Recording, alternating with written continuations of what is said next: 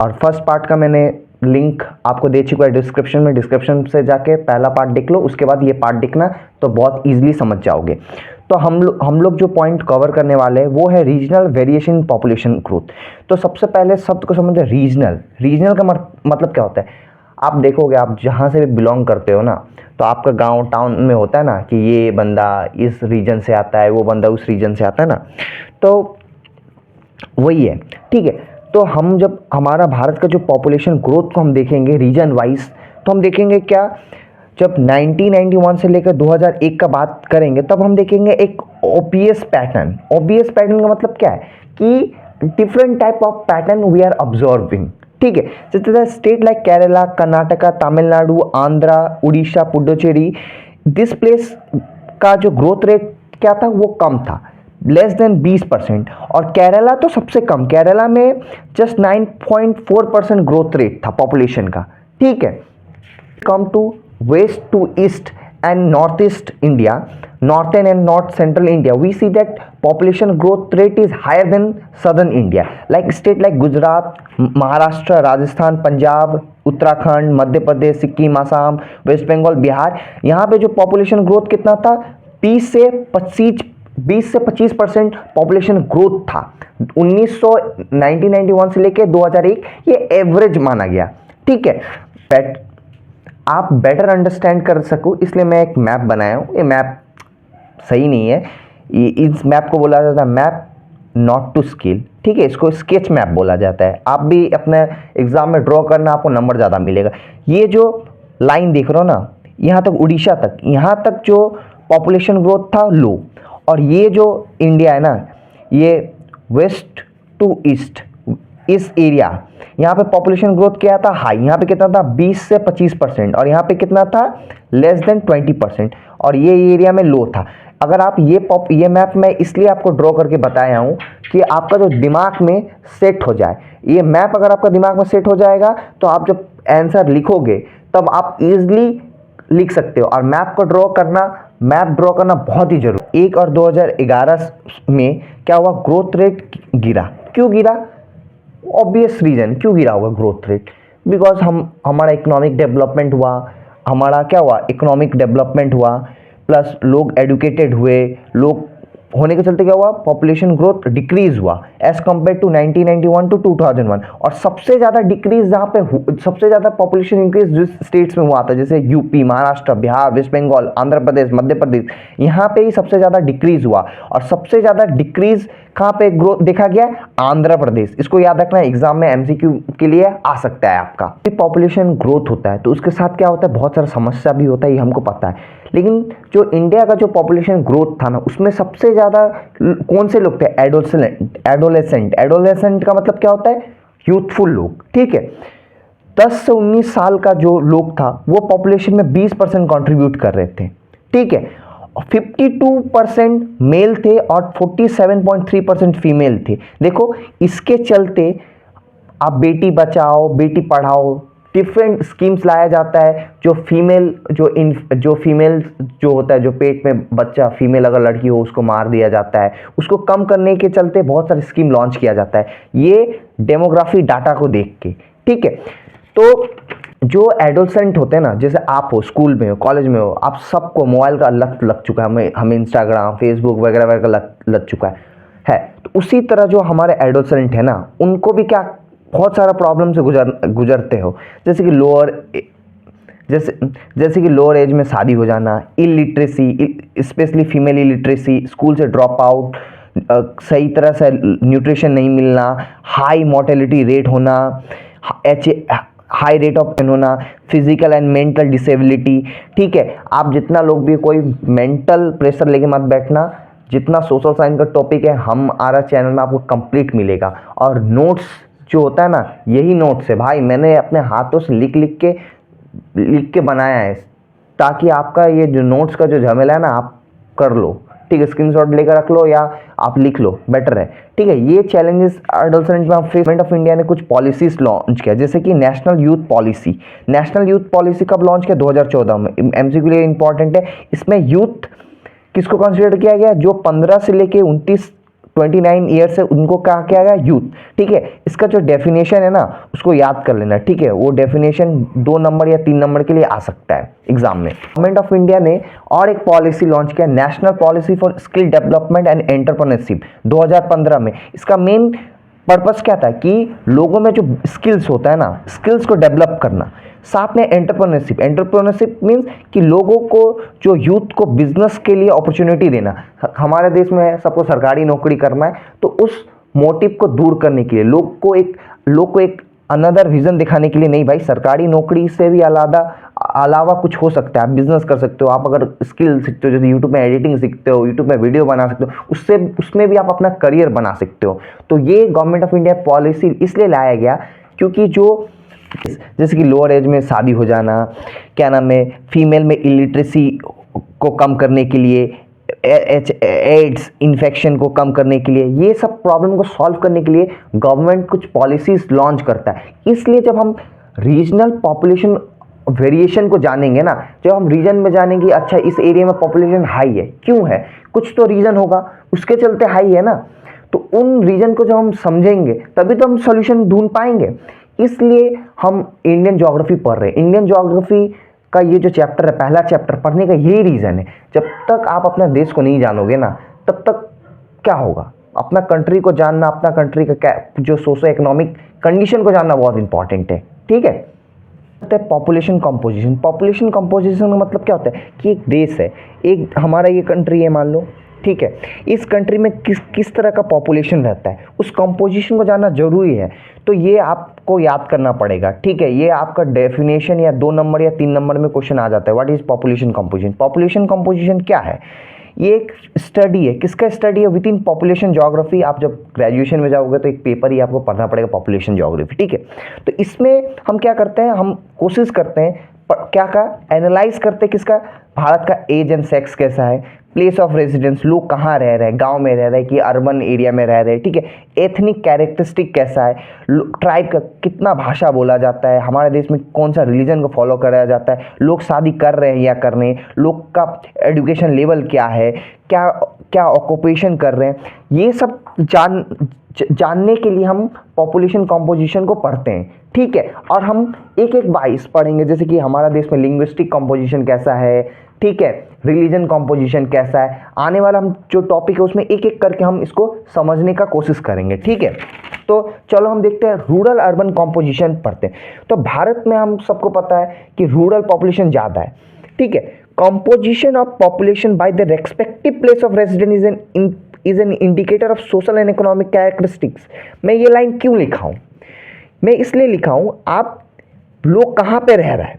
If a people is staying in village, अगर एक इंसान विलेज में रहता है तो 90% चांस है वो इंसान क्या है, गरीब होगा, मिडिल क्लास फैमिली से बिलोंग करेगा, उसके पास ज़्यादा पैसा नहीं होगा। उसका सोशल कैरेक्टरिस्टिक कैसा होगा, गांव का लोग का सोशल कैरेक्टरिस्टिक कैसा होता है, वो लोग ज़्यादा घूमने फिरने नहीं जाते हैं, लेस मोबाइल का मतलब वो फ़ोन नहीं, आपका स्मार्टफोन नहीं, लेस मोबाइल की means they don't go outside too much, they don't interact, they too much interact. जो अर्बन पीपल होता है they less interact with each other.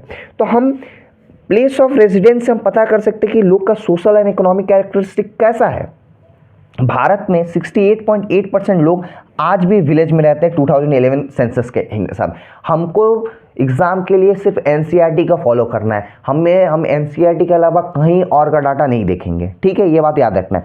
States like Bihar, Sikkim has high rural population. Why Bihar and Sikkim has having high rural population? Because their economical condition is not good, especially Bihar. Because there is not too much urbanization. But states like Goa and Maharashtra have in half of total population. Means जो गोवा और महाराष्ट्र में वहाँ पे आधा जनसंख्या गांव में रहता है, और बिहार और सिक्किम में maximum means 70% of the population lives in village. ठीक है, भारत का जो विलेज है ना, भारत का विलेज मतलब इंडिया का जो विलेज है ना वो विचित्र है। क्यों, हाउ, आप देखोगे एक विलेज में 50 लोग भी, एक विलेज में 17,000 लोग मिलेगा। लाइक सी इन इंडिया 200 लोग मिलेंगे एक विलेज में, कहाँ पे, hill state, northern state of India में। बट आप राजस्थान, केरला, महाराष्ट्र में जाओगे, आपको एक गांव में 17,000 लोग। हाँ, एक गांव में 17,000। अगर आप टाउन में जाओगे ना, आप अगर if you go to western country, आप देखोगे जो वेस्टर्न कंट्री में इवन 200 पीपल अगर कहीं रह रहे, दे आर कंसिडर्ड अर्बन। ठीक है, तो ये डिपेंड करता है अलग अलग देश में। बट हमारा अर्बन पॉपुलेशन कितना है, 31%। That is very low as compare to western country, बहुत लो है। इसका कारण क्यों है? क्योंकि हमारा कंट्री में अभी तक सोशो इकोनॉमिक जो डेवलपमेंट है वो नहीं हुआ है। और अर्बनाइजेशन आप कहाँ मिलोगे? Urbanization you will mainly see in cities like Kolkata, Mumbai, Delhi, यहीं पे अभी अर्बनाइजेशन है। अभी धीरे धीरे अर्बनाइजेशन बढ़ रहा है, धीरे धीरे urbanization is increasing. But rural urban composition हम जब पढ़ेंगे तब हमारा दिमाग में एक आइडिया जाता है कि अभी भी हमारा देश का ज़्यादातर पॉपुलेशन गांव में रहता है। ठीक है, ये जानने से क्या आपको फ़ायदा मिलेगा? जब आप फ्यूचर में अगर आप ऑफिसर बनते हो या फ्यूचर में आप कुछ भी बनते हो, तो आप जब पॉलिसी डिज़ाइन करोगे ना, तब आपको मदद मिलता है।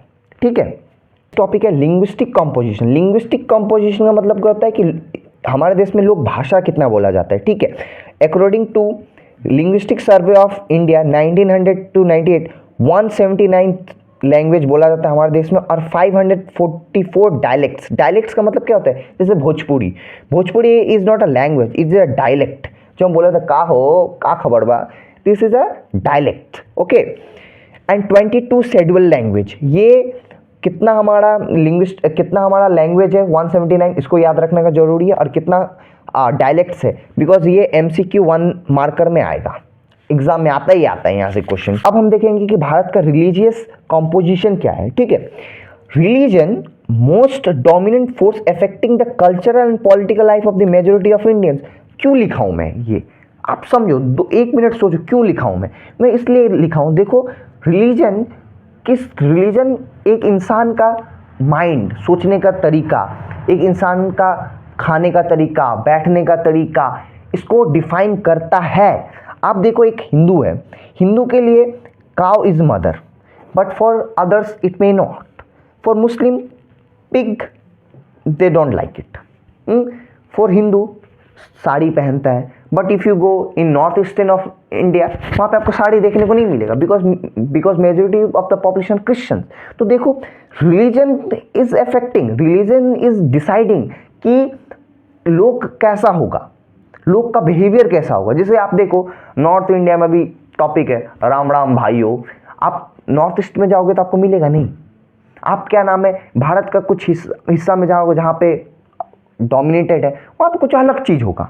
ठीक है, भारत में आज भी जो भारत का हिंदू जो 70 से 90% 80% पॉपुलेशन, लेकिन कुछ कुछ एरिया में 70 to 90% of the population are Hindus, except in the districts of Indo Bangladesh. क्यों इंडो बांग्लादेश? क्योंकि माइग्रेशन के चलते भी बहुत सारा जो मुस्लिम्स या जो आके सेटल हो गए। ठीक है, इंडो पाकिस्तान बॉर्डर पे आपको दिखेगा। नॉर्थ ईस्ट में क्रिश्चियंस है, आपको पता है। ठीक है, इंडिया का जो रिलीजियस कॉम्पोजिशन कैसा है? 79% of the population are Hindu, 14% of the population are Muslim, Christians 2.3, Sikhs 1.7, Buddhist 0.7 and Jains. क्या इसको याद रखना जरूरी है? नहीं, बट इसको याद रखना जरूरी है क्योंकि एग्जाम में आपसे पूछेगा। ठीक है, MCQ में आपको दे देता है, तो इसको याद करना बहुत ही जरूरी। Muslims are the largest minority in India, but they are कहाँ? They are considered Jammu Kashmir में है, कुछ डिस्ट्रिक्ट ऑफ आपको वेस्ट बंगाल में मिल जाएगा, केरला में मिल जाएगा। Lakshadweep is a Muslim majority state, they form majority in Kashmir valley and Lakshadweep. Okay, Christians आपको कहाँ मिलेगा इंडिया में? नॉर्थ ईस्टर्न इंडिया में मिलेगा आपको। ठीक है, एंड केरला में मिलेगा और कुछ रूरल एरियाज में मिलेगा। सिक्स कहाँ मिलेंगे हमको? पंजाब, हरियाणा और दिल्ली में मिलेगा। जैन्स कहाँ पे कॉन्सेंट्रेटेड है? राजस्थान, गुजरात और महाराष्ट्र। बुद्धिस्ट कहाँ मिलेगा आपको? महाराष्ट्र, सिक्किम, अरुणाचल प्रदेश, लद्दाख, लाहौर एंड स्पीति इन हिमाचल प्रदेश। आप जब रिलीजियस कॉम्पोजिशन जान गए तो आप एक मैप ड्रॉ करते हैं हम। ये मैप इंडिया का बहुत ही घटिया मैप है। ठीक है, अब हमारे पास टाइम नहीं है। ठीक है, ये मैप है। ठीक है, ये मैप में हम क्या, north east Christian majority of India. ये जो इंडिया है, यहाँ पे हिंदू मेजोरिटी, कुछ पार्ट ऑफ यहाँ पे क्या जैन्स, यहाँ पे सिख, ठीक है, यहाँ पे मुस्लिम्स, ठीक है, यहाँ पे मुस्लिम। तो इस तरह से आप एक मैप बना लेना, इससे आपका दिमाग में सेट रहेगा, ठीक है। कंपोजिशन ऑफ वर्किंग पॉपुलेशन है वो कैसा है, ये बहुत इंपॉर्टेंट है, एमसीक्यू के लिए 1 नंबर के लिए आएगा। मेन वर्कर किसको कहते हैं, जो 183 डेज से ज्यादा काम करता है एक साल में, या 6 महीने से ज्यादा जो काम करता है उसको क्या बोलते हैं, मेन वर्कर बोलते हैं। और मार्जिनल वर्कर किसको बोलते हैं, जो 183 दिन से कम काम करे या 6 महीने से कम काम करे उसको बोलते हैं मार्जिनल वर्कर। और नन वर्कर किसको बोलते हैं, जो काम ही ना करे, जो नल्ला नठल्ला जो घर में बेरोजगार बैठा हुआ है उसको नन वर्कर बोलते हैं, ठीक है। भारत में मेन और मार्जिनल वर्कर को मिलाकर सिर्फ 40% ही लोग भारत में काम कर रहे हैं, और 60% people are non worker. Means you think in India maximum people are dependent people। तो proportion of working population है स्टेट एंड यूनिट, वो क्या मॉडरेट वेरिएशन दिखाता है, ठीक है। कोई स्टेट, ज़्यादातर स्टेट में 40% लोग काम कर रहा है, लेकिन highest 50% is observed in Daman and Diu में 50% लोग काम कर रहे हैं। The state with larger percentage of worker are Himachal, Sikkim, Chhattisgarh, Andhra, Arunachal, Nagaland, Manipur and Meghalaya. क्यों, why this states are having high percentage of worker, because इस जगह में आप छत्तीसगढ़ में देखो किसका कल्टीवेशन होता है, राइस का, ठीक है। राइस का कल्टीवेशन होने के चलते क्या होता है, मैनुअल लेबर इज रिक्वायर्ड, और मैनुअल लेबर में कौन मदद करता है, फीमेल्स, ठीक है। इंडिया में वर्क पार्टिशन हाई इसलिए दिखता है क्योंकि हमारा जो एरिया में लोअर इकोनॉमिकल डेवलपमेंट है, इस एरिया में जहाँ पे लोअर इकोनॉमिकल डेवलपमेंट होता है वहाँ पे इंडस्ट्रीज ना होने के चलते क्या होता है, इंसान खुद काम करता है। इंसान जब खुद काम करता है उसको क्या बोलते हैं, मैनुअल वर्कर। ज़्यादातर एरिया, ये जितना एरिया है, this areas are mostly people live in village, और विलेज में इंसान भी काम करता है और वुमेन भी काम करता है अपने खेत में, ठीक है।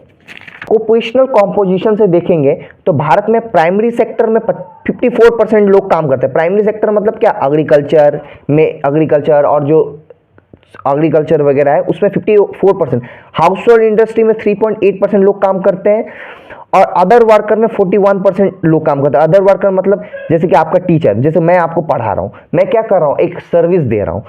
डॉक्टर क्या दे रहा है, सर्विस दे रहा है। इंजीनियर क्या दे रहा है, सर्विस दे रहा है। This are called other worker, ठीक है।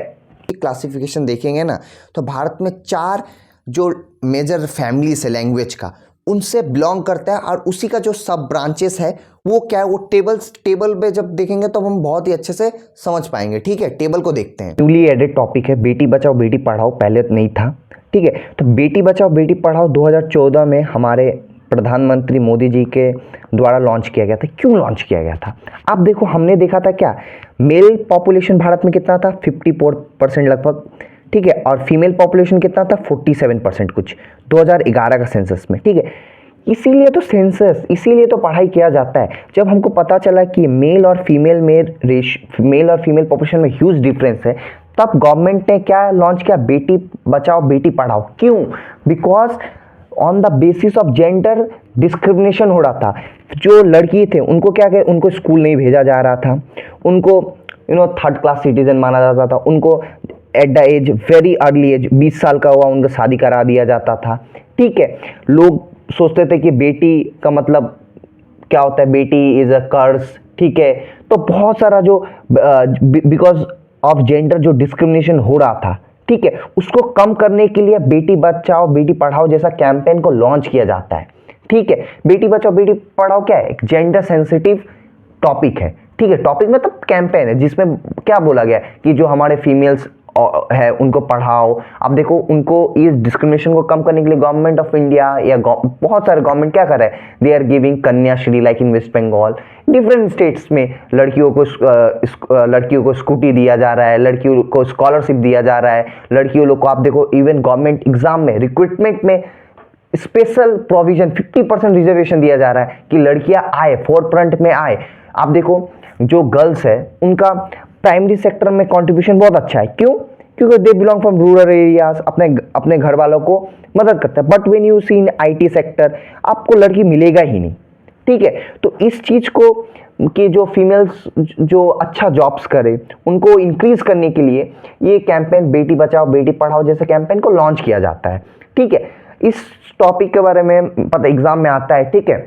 मैं इसका ऑब्जेक्टिव क्या वगैरह वगैरह जो होता है, एक अच्छा प्रॉपर नोट्स, ठीक है, मैं अपलोड करूँगा, ठीक है, वो ही मतलब that will be enough for you. Okay, table को अगर देखो तो फैमिली में क्या है, पहला फैमिली क्या है, ऑस्ट्रिक, दूसरा Dravidian, Sino Tibetan and Indo European, ठीक है। तो इसका ऑस्ट्रिक जो उसका सब फैमिली क्या है, ऑस्ट्रोएसिटिक, ऑस्ट्रोनेशियन, ब्रांच क्या है, मुंडा। कहाँ पे बोला जाता है, मेघालय, निकोबार आइलैंड, वेस्ट बंगाल, बिहार, उड़ीसा, आसाम, मध्य प्रदेश में बोला जाता है, ठीक है। ड्राविडियन 20% लोग भारत का ड्राविडियन लैंग्वेज बोलते हैं, ठीक है। Southern Dravidian, central Dravidian, northern Dravidian, Tamil Nadu, Karnataka, Kerala, Andhra, MP, Orissa, Maharashtra, Bihar, Orissa, west Bengal, Madhya Pradesh में बोला जाता है। Sino Tibetan, subfamily Tibet, Myanmar, Siamese Chinese, branch किसका है, Tibet, Himalayan, north Assam, Assam, Manipur, Assam, Myanmar. बोला कहाँ जाता है, speech areas, Jammu and Kashmir, Himachal, Arunachal Pradesh, Assam, Nagaland, Manipur, Mizoram, Tripura, Nagaland.